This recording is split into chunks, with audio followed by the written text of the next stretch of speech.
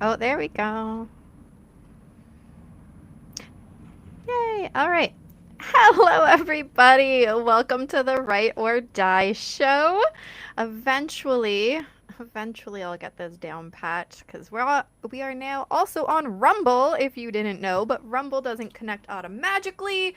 I have to go on here and then go on there. So it takes me a hot second, but that's all right. That's all right. So yes, Write or Die show. I am your host, Randi-lee Boslaw. We talk about mental health from our guests' personal journeys. We have a return guest today. Before we say hello to him, remember to hit the like and subscribe button. We are so close to 350 subscribers on YouTube, like so close. 3 away specifically. So if you have not already, do me a favor, just go make another email account and subscribe. No, I'm just kidding. Subscribe to the channel. I really want to hit 350. And then, of course, it'll be 400 and 450. I don't know. But, like, oh, we're so close. We're so close. So, do that for me, okay? Thanks. So, with us, like I said, we have a return guest. I was smart and I looked ahead. So, he was a guest on March 15, 2023, because we have been on the air, I guess the air, for 5 years. Oh, my gosh. So, episode 137. And then, again in 2024, on March 13th, you had a March theme going. You just had to wreck it. Episode 179. So now we are here. Hello, AJ Flitcher. Hello, everybody. How are you today? I'm good. I just did one of my last therapy sessions I'll probably do for quite some time. Oh, that's always a nice kind of like, yay! Kind of like hitting 350 subscribers. Just click the button. Oh. It all comes back to that. So it's all coming together. Right? Exactly. So for those who have not watched either of your Mhm. other episodes, because we're going to say that because they're new and have to play catch up, tell us a little Mhm. bit about who you are. All right. Well, I'm A.G. Flitcher. I am a Canadian author, mostly horror, paranormal, thriller, and fantasy. I primarily write, but I'm such a curious writer that I'm like, yeah, I'll just try this, I'll try that. Doesn't really matter what Right, I'm the same way. it. Oh, look, you can um, see my, oh, wait, she goes. You can see oh, the little beagle bagel. My little beagle is in the back there. Depends where I move, but there she is. Anyways, continue. um, but my pattern in writing is going to change this year. Reason being is that after having written and published 9 novels, all available on Amazon, for such a continuous period of my career, I'm actually going to be stepping back from writing in like large form, Oh, and going back to school at a technical school here in BC called BCIT, okay. British Columbia Institute of Technology, to study radio arts and entertainment. Oh, very cool. Very Yeah. cool. Reason being is that I realized that I need a career outside of being a writer that feeds both, like it feeds each other in terms of passion. You know, Yes. if I get into the world of either podcasting or radio or even audio video production, it'll just feel right. So Right, yes. a little bonus though for those of you who have never heard of me. Um, while you're shopping on Amazon for my books, you can also find short stories for free now on Inkit. Oh, Inkit is a German platform for short story and poetry telling I that didn't you know that. can, That's cool. yeah, and you can do it for free. There's no monthly subscription or anything. You can Yeah. read and write for free. There's even contests here and there. Hmm. Um, and then my poetry, at least the new ones that I've been writing, are gonna be on allpoetry.com. Okay, very cool. Look, I'm even learning stuff and I know you. Love that. Um, okay, so that's like what you do, but like who are hmm you in your soul? Hmm. After a year of therapy, that's pretty much what I've been asking myself. Who Right? who am I? Um, Well, what I've come to the conclusion of while I was going through this mental health journey as to who I am, I'm essentially someone who is not just like openly curious about life and other people, but that I'd rather listen to someone talk to me about their issues or even what makes them happy and just let them have their space. So essentially, I give people the same sort of energy that I want them to give me. Now, if the energy I give you is not something you want to give me, that's when I go, friend or foe. So it's how picky I can be is really what it comes down to, because I've noticed over time as I've become more true to who I am, is that everyone is different. Everyone has their own moral compass, Yes. and levels of a stubbornness in terms of wanting to even change their path. Mhm. Mhm. So if you know that the people around you right now are just not gelling with what you want to do further along in your life, Mhm. that's when you have to decide friend or foe, or do I still love my wife? Do I stay? Yeah. Do I stay or do I That's go? a It's a song, little isn't more it? complicated. Right. It's actually funny that you say that because just at lunch today at work, the day job, Hmm. um, I was going for a walk with my coworker, and we stumbled on the topic of friends or previous friends that when you're an Hmm. adult and you look back and go, why? Why?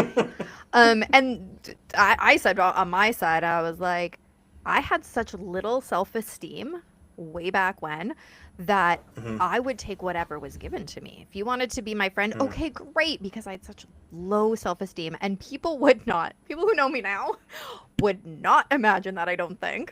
Who knows? But I don't think they would. But yeah, there was a time that, I had a friend. Obviously, I'm not going to name names, but I had a friend that told me once, this moment sticks out at me because she was a really good friend. Um, you're really pretty because you're skinny. Wow, And what a that has line. stayed with me. And every time I gain some weight, I'm like, oh my gosh, I'm not pretty. It's not Hmm. as horrible now. Simply because I've been married for like ever now. So well, he's been with the ups and the downs and it still Hmm. seems attracted. Oh. But it's still, you say, sometimes you say such simple words to somebody and it just Hmm. destroys them. Hmm. So this topic of, the whole choosing friend or Hmm. foe and being a little bit picky, if only we could learn that when we're younger.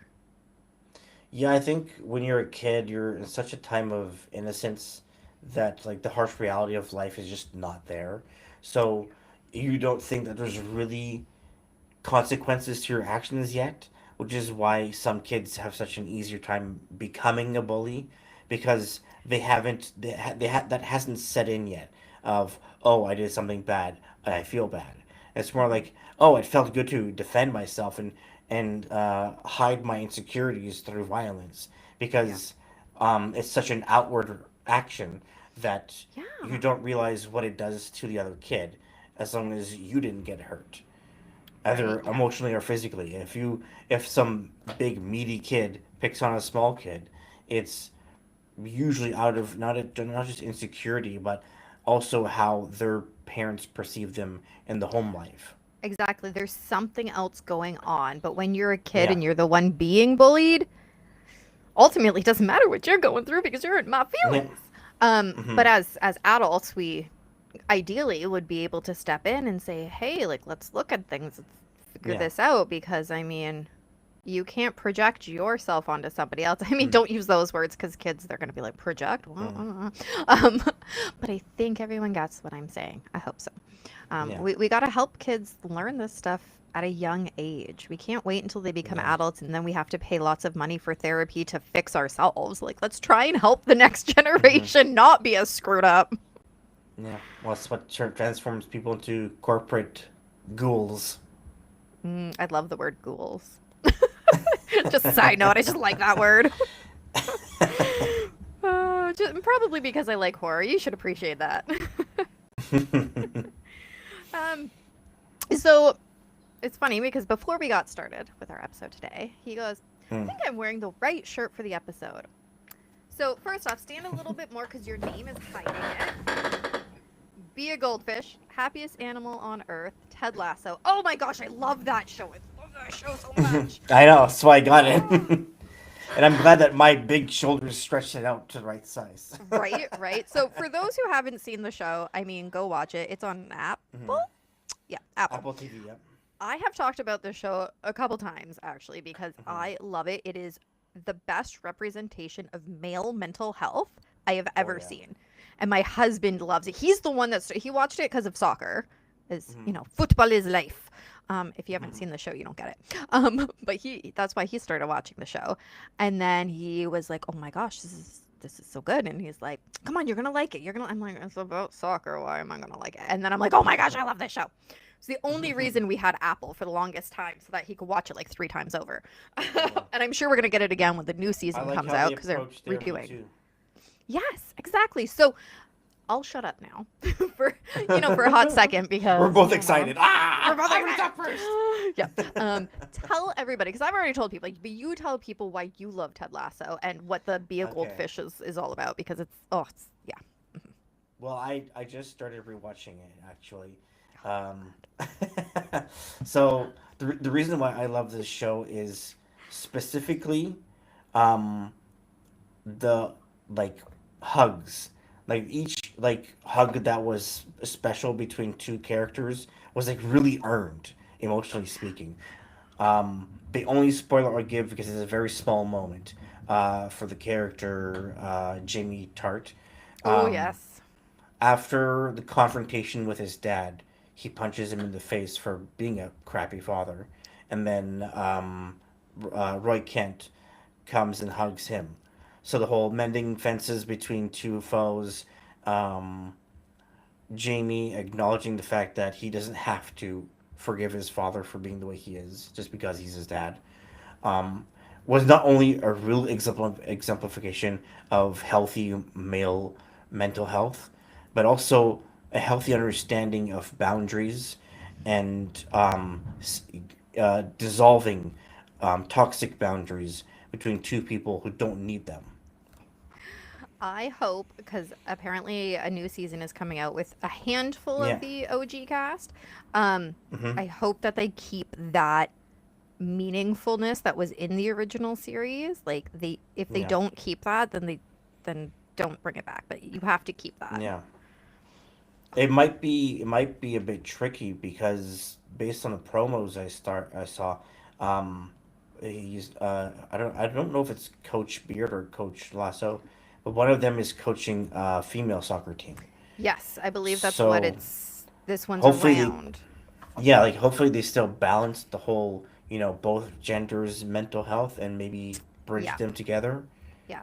Because I'll say, as a female, I think we have a lot more mental health representation out there. Mm-hmm. Um, I have this conversation with my husband all the time because men have been historically told to Mm-hmm. suck it up, be a Yeah. man, big Mm-hmm. boys don't cry, all the different Yeah. things that you are told as a kid. And like, so I've been with my husband 20 years. I have seen him cry 3 times. That's it. And like, not big tears, just like a little bit because men don't cry. Mm. That's the mindset of him. And so we've had Mm-hmm. many a conversation about mental health and how it relates to men and the double Yeah. standard, really. So I Yeah. really hope that they keep the trueness of that for the show, even with coaching a different team and it being females this time. Like, Yeah. don't muck it up, Apple. Don't muck it up. Yeah. I like all the biggest thing that made me fall in love with it is two things. One, the deeper we got into the characters and the whole psychosis of each person, the longer the episodes got. Like the writers really took their time to not cut corners for each character's Yeah. development, and that it wasn't just focused on who was the most interesting. It was everyone. Yeah. There is one there is one character arc I don't really like. Like, I understand why it happened the way it did, Who? but Nate. He was a. I really didn't Yeah. like the way he was such a child the whole time. Yeah. Even when he had retribution and everything, the whole him saying "I'm sorry" to Ted towards the end, it's Yeah. like, but you kind of were just being a little shit the whole time. Right? But I mean, I agree with you. He was my least favorite character. Um, but I do appreciate that he found the words I'm sorry to do that apology because that in and of Yeah, itself can be a tricky thing to do. So when you look at it through yeah. that lens, it's like, okay, that's good. But yeah, he was a little shit. I didn't like You know what was a weird hair and makeup choice though for him, that his hair got like progressively wider and wider so quickly.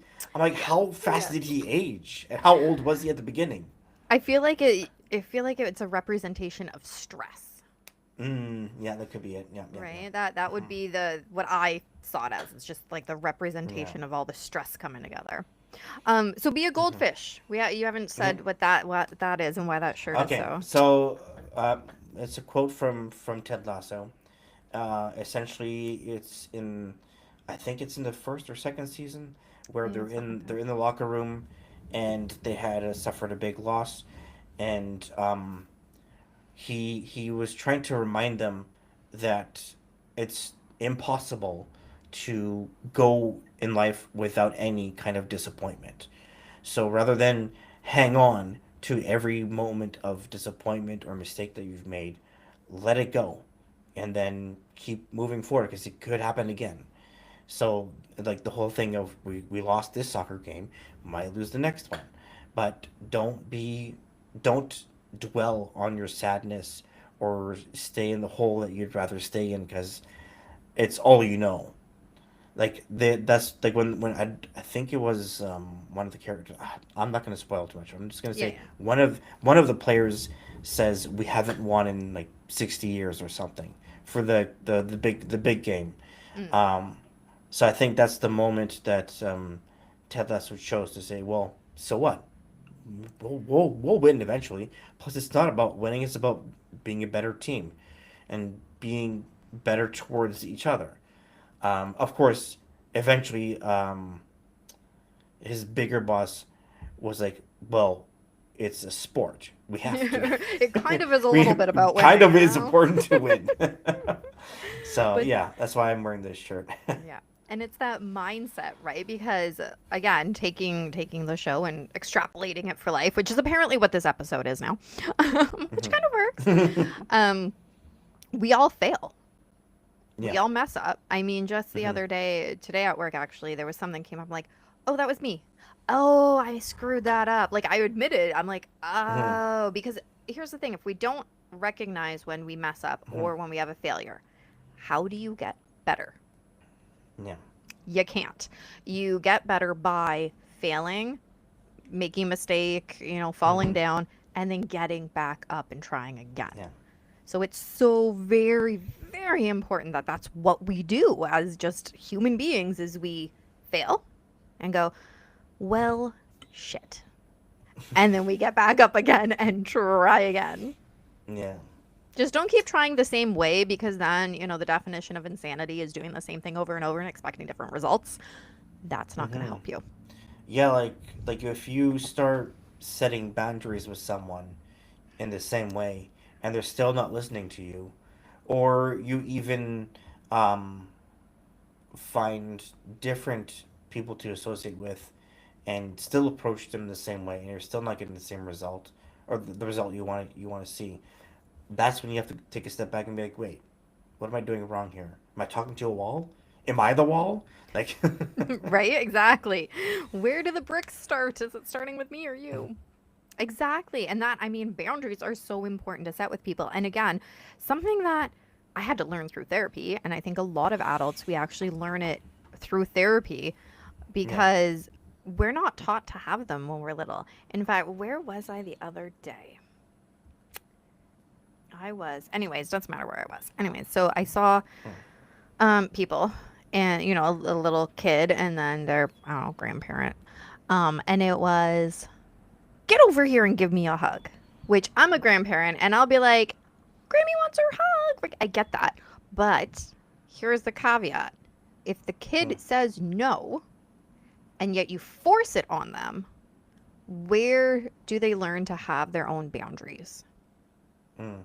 I mean, granted, as a parent, in the adult, you have to know when it's appropriate to make sure to put your foot down compared to letting them have a boundary, right? That's a fine line to walk. But just in this example, and I've seen people talk about this on Facebook and stuff, forcing kids to give hugs. And I've never liked hugs. My kid hates hugs. Guess what? We're autistic. Makes sense. But so some kids really don't like them, or some kids Mm. aren't comfortable, right? Like, so it's one of those things that we have to start teaching boundaries at a young age. Again, that fine line. I'm not a parenting expert. I don't claim to be, but somehow, some way, helping them learn at a younger age so that when they're adults, they don't stumble as much as maybe we did. We always want what's better for our kids than what we had. Yeah, one of the things that I really learned in therapy about that is that as much as we want to keep things the same, it's not really in your control, and it shouldn't be. And it's learning about how to shape your power and control over yourself and your life in a way that pivots you towards not an ideal life, but one that is, I guess, digestible, and that you can um, not just endure, but be able to breathe through without struggle, for the most part. Because that way, when the struggle does come, at least you'll be in an environment where that struggle is welcomed with with no judgment, and that even if the judgment is there, you have enough support to look at it from a distance, because you don't have to go towards it. Yeah. Oh, that is great. I actually wrote it down, so I am keeping a list of quotes now because one day I'm going to make like a coffee table book of quotes from people from the show. Mm. So that's what I just stole for your quote. Don't worry, you will be quoted in it.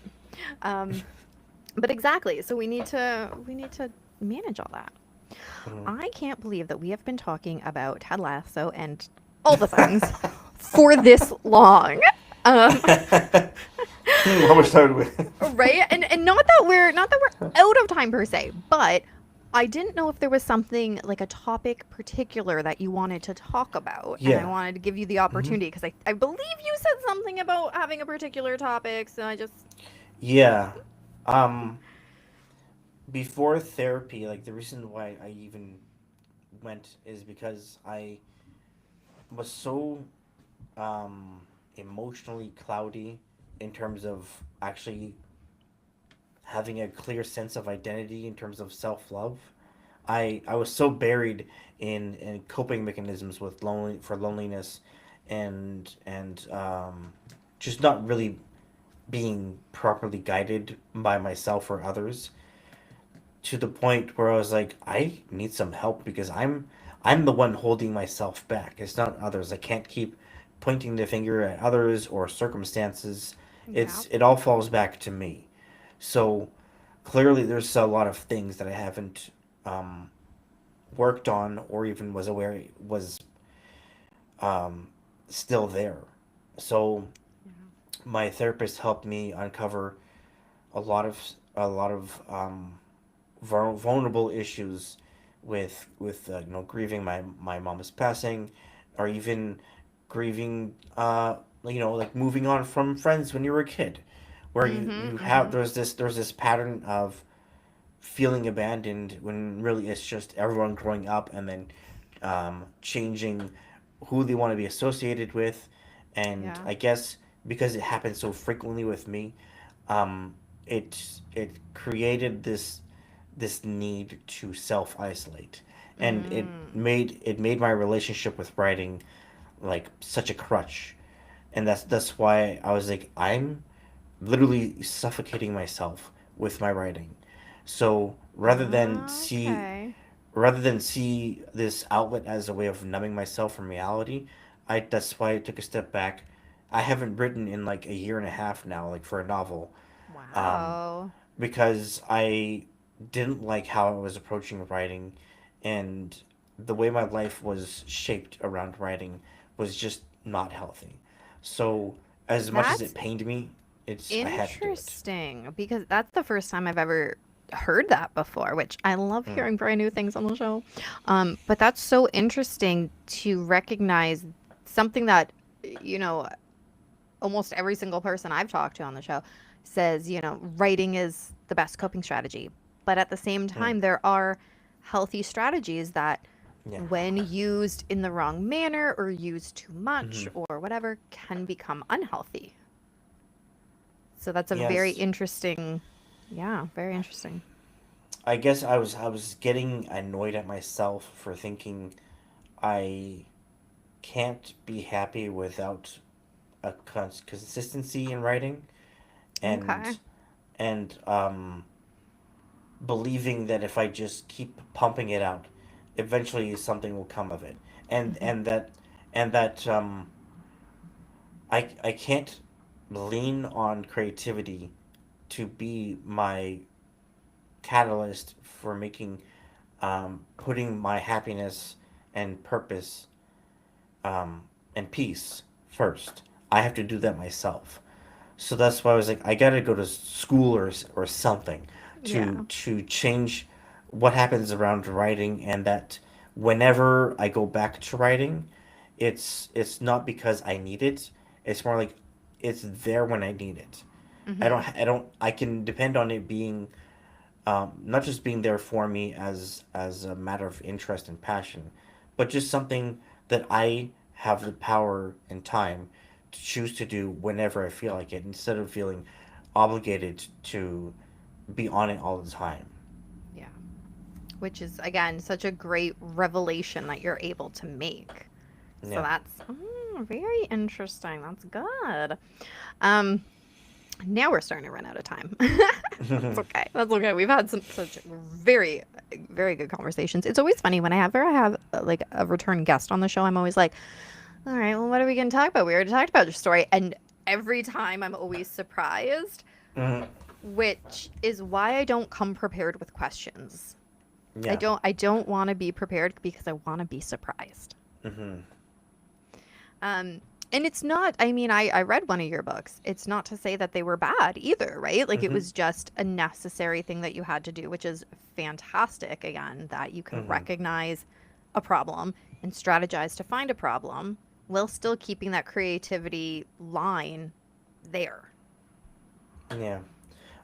There's one more subject I wanted to talk about Please do. that I can combine into two for however many minutes we got here. Do it. It was forgiveness and anger. Um, Mm. so I'm gonna focus on anger primarily, and since there's video here, from my latest book, Wasp Oil. Ooh, that's a cool cover. All right, I Yeah. like it. Door. All right. Yeah. So the theme of that book was the goods and evils of anger. Okay. Because one thing that was so powerful to understand in therapy is that anger is not some emotion to avoid or suppress. It's something to understand as part of who you are as a human being, and that yes, being a human is complicated, but it's also Hmm. very necessary to understand. So that um, let's say, for example, in your workplace, there's something bothering you in terms of being respected and being depended on.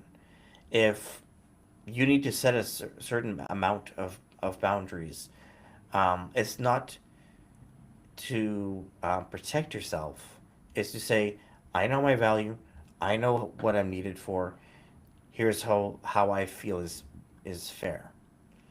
Now, bringing that into your personal life is even harder for me, because when you're not in a controlled environment and you're in a free environment, that's where you have to really balance not just your anger, but your um, desire to have yourself put first in a, Oh, yeah. in a in a way that in your home life or when you're out with friends and family, that if something is um, being restrictive for how you want to be, then it's a little more nerve wracking because now you're totally free to say what you want to say, but you also have to have that filter in your head. And it's like, well, is that the right thing to say?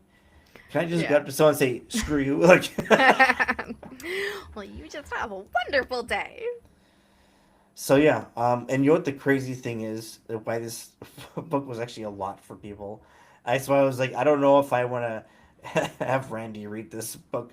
Um, because I was going through therapy while I was writing the book, so a lot of my inner demons were very loud when I was writing it.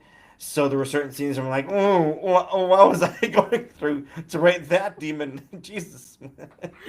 Oh my goodness, that's So, funny. because some of the editorial reviews were like, Jesus, man, what's going on in your head? A whole lot. Thanks for Yeah. asking. Um, the inspiration for the book was Tommy Knockers by Stephen King. Oh, Um, okay. it was a very messy book because he halfway through writing the book he started doing cocaine, so Oh, it lovely. went the narrative went off the lines. Um, so I was like, what would a sober Tommy Knockers look like? Oh my gosh, that's Because there was a funny. lot of lot of bleak moments in there, and Yeah. he himself said that as a young writer he was quite angry. So I was Mm-hmm. like, I want to show different angles of anger in people. You know, the people who hang on to anger so long that they naturally become a very bitter person. So they just don't know how else to be because Yeah. they've That hung was on my to their grandma. yeah. Yeah. Mm.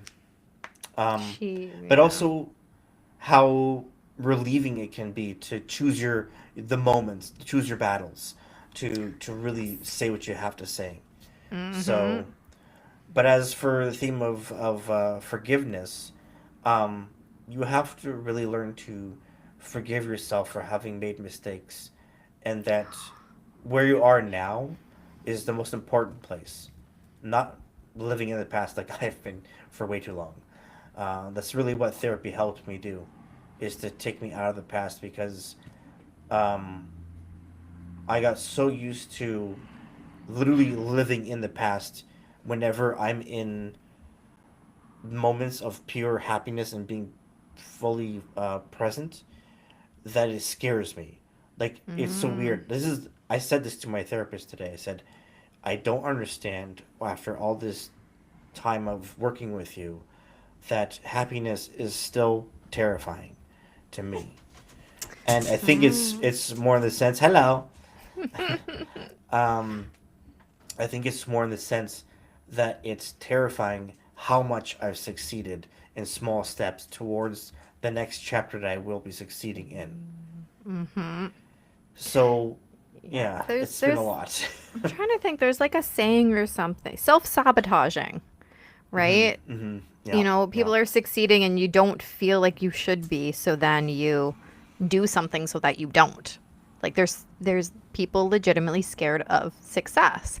And success is different for everybody. Like don't get me wrong, I'm not yeah. saying that success is being a millionaire. Success is different and there are people and I'm trying to think there's this something on this edge of my brain that is trying to get through something I saw or read about it. I don't know. Mm. It's going to come to me at the most random time, probably while I'm in the bathroom, because let's be real, that's where you do your best thinking. And I'm going to be like, that's what it is.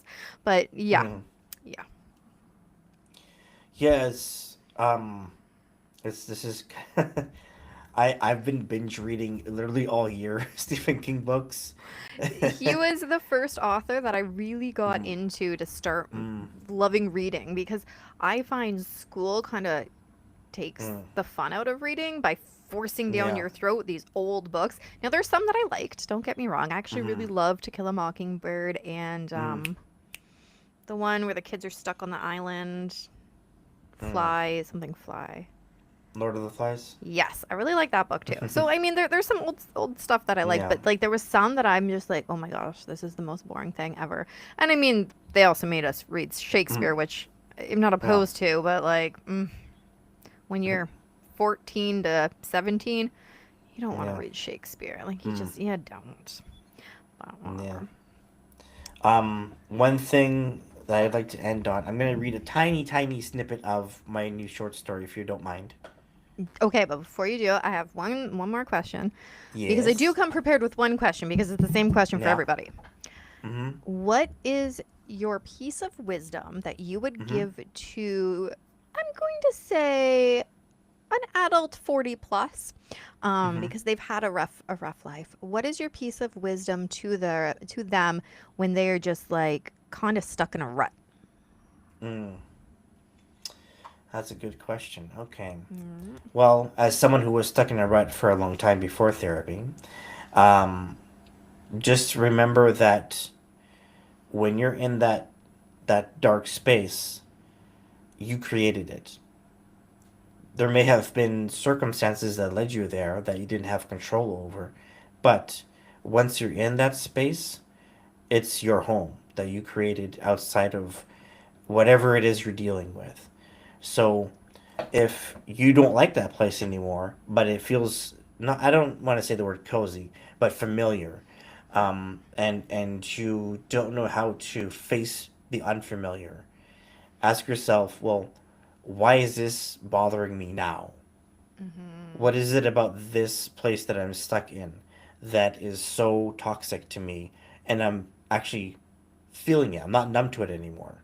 Um, so write down the keywords that come to mind of why it's discomforting to you, and then write the polar opposite of what you wish it was, or what you think the polar opposite would be, and then try to steer your energy towards those polar opposites, and eventually you'll army crawl your way out of there.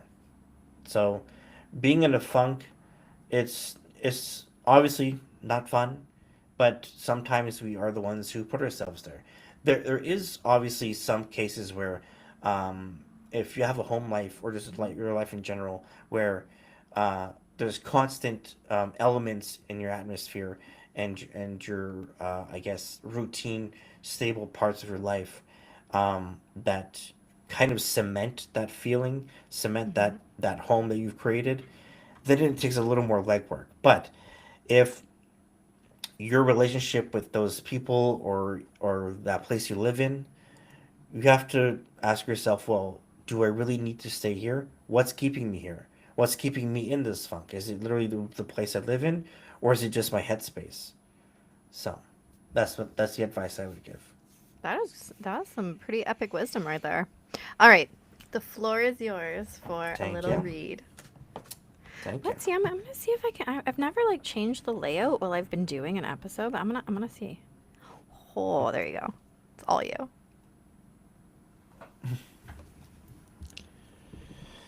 Okay. It Lurks and Chokes by A.G. Flitcher.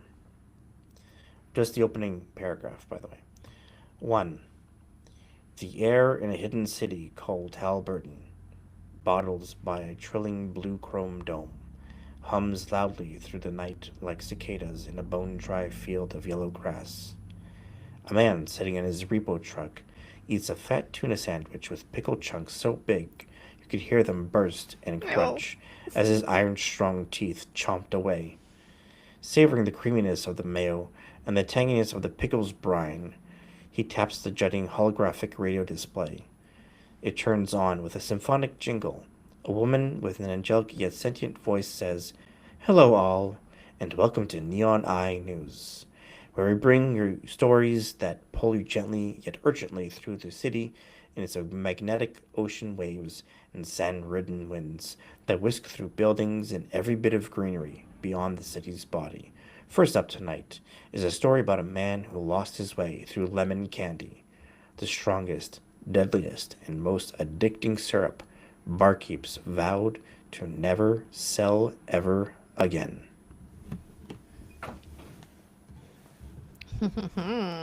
Creepy.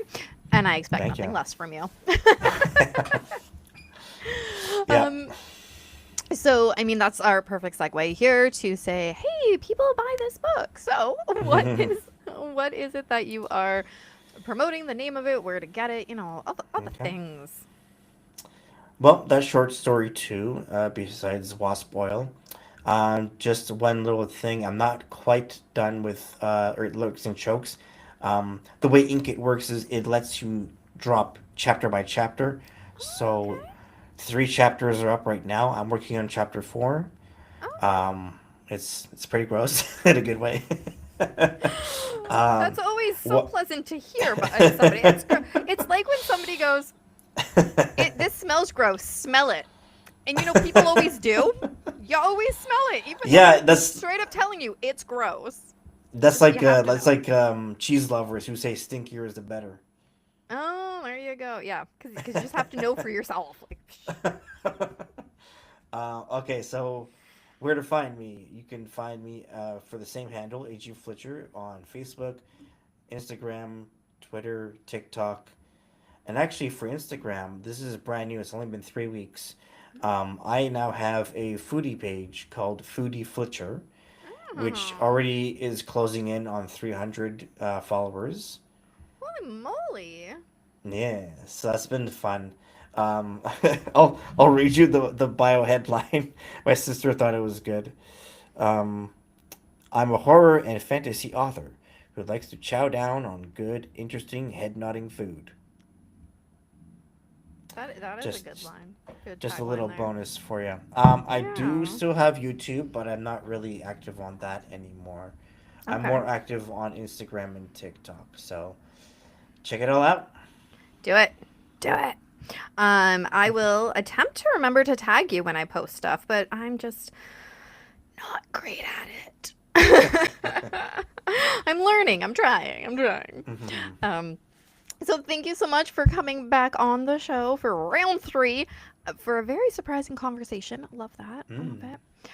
And good luck with the new endeavor for school. That is thank always you. fun. I love learning. I love if Hmm. school was free, I would just constantly be taking something. But now I just kind of learn as I go.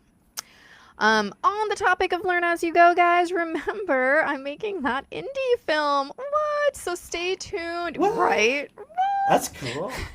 So stay tuned for all the deets. That's coming. I am in the process of revising the crap out of the script. I have lines and scribbles all over the place. It's great. Little scary. So stay tuned for that. More info will be heading your way very shortly. It is based on the book that is coming out June 20th, so very fun. Hit the like and subscribe button if you haven't already, because remember we were only 3 away at the beginning of the show, so do it. Share these episodes out. We talk about some very important information and we have fun while we do it. So, why wouldn't you want to share them with everyone else to have fun with us? And remember, the only way to end the stigma of mental health is to speak openly and honestly. Bye.